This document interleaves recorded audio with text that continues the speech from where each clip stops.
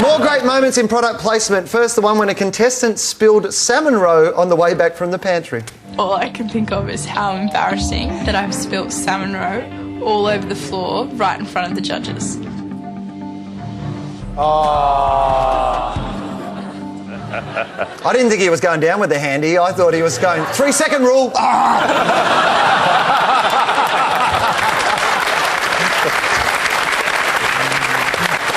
In a recent press release, Coles said sponsored programs have a responsibility to bring the brand to life.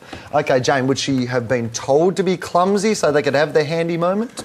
Oh, I bloody hope not, but gee, it looks suspicious. This is kind of so set up and staged and so undermining the credibility, particularly as I believe it was followed immediately afterwards by an ultra-handy ad where Matt Preston gets down on the ground and cleans something up. Come on. No, I don't know about that. What's most likely, though, is that happened and then they place the ad afterwards. Yeah. So when you look at them, you think they're live. They're kind of made to look live. They're not live. They're months out. So they would have said, OK, something spilled. We got the wipe up. Let's stick the ads in there. Sure enough, that sequence, which contributed nothing to the show itself, appeared a couple of ad breaks later in a handy commercial. Todd, is there a risk when you do too much of this stuff that the audience start to feel like they're taken for fools? No, not yet. Because, as we said, they don't process this yet as an ad. Because really, you only have 18 minutes. You know, we're only allowed to use 18 minutes in 60 minutes for an ad. So, but this is pretty much a 60-minute ad. So we're not processing it yet as an ad, but it could potentially become that way. It's what's referred to as the George Lucas effect. You know, George Lucas says he's not a film director, he's a toy maker. And that's why the last two Star Wars were such rubbish. So there is a possibility here that this could lose its entertainment value and then the George Lucas effect, and you just go, it's terrible. Can I just ask what George Lucas has got to do with handy towels? I mean, seriously. Apparently the guest judge next week is Jar Jar Binks. That's it then. Yes. Ryan, do you think they risk losing the credibility that they have? Yeah, I think I would have to say almost certainly a meeting took place in which it was decided that any spillages that occurred, Matt would get down with the handy towels and scoop it up. I would say it was contrived. And it makes him look a bit less standoffish. You know, he's kind of... He had a hard time getting down to it, but when he was down there, he kind of looked like he was one of the people. Yeah. At home, he just cleans it up with all the spare money he has from his endorsement. With his cravat. Money can't buy you everything. Matt Preston apparently wants to become the new face of Jenny Craig. But Channel 10, which controls approval for the judge's endorsements, said no, because diet foods don't fit the MasterChef brand. Todd, is this the right call? It's not fair, but it's smart.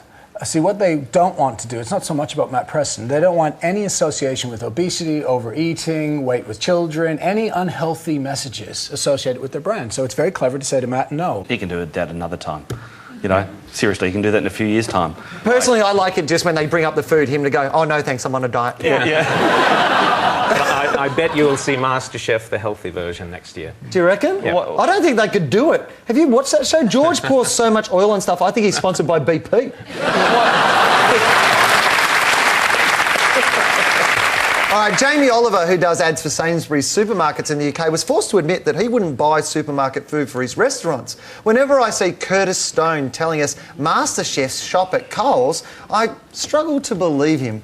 Jane, is Coles really the right fit for this program? Well, Coles obviously think it is because they're paying $3 million for the privilege, and that's twice as much as what they paid to do it last year. So they see the fit as being absolutely appropriate. Is there anyone else, apart from Woolies, who's big enough, rich enough to be able to sponsor the show as to where it is now? Yeah, but the MasterChef contestants, they're not professional chefs. No. They're family chefs they're obviously really good at what they do. And Coles is where they are highly likely to shop. I think it fits fine. Yeah, Coles is a perfect fit. And it's working. I mean, this is seriously kicking ass. And Curtis Stone is indicative of a strategy that's very, very popular now, and it's been amplified with social media, is people trust recommendations from other people more than they trust advertising. It's a fact. So what they're doing is, on this show, you get kind of recommendations. If Curtis says, I use it, and if the master chefs say, I use it, they'll trust that much more than an ad saying Coles is brilliant. So but Curtis is in an ad. Yeah. And does it go two ways? Because I was reading in the paper the other day a very interesting thing that Coles now, because of the success of MasterChef, people go into Coles the next day after the show and want to buy the ingredients for the meal that was made the night before. That is exactly what is happening. I got sold to recently. I went to a restaurant here in Sydney and we sat down to eat, and the guy came out and he said, I said, what do you recommend? And he said, well, our chef was on MasterChef and this is what he made. And I was like, wow, you've just cross-sold me the MasterChef show while I'm having lunch.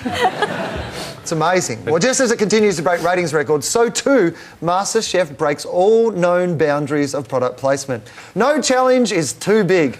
In this series alone, they've done deals to feature a plane, an ocean liner, and the entire state of Victoria.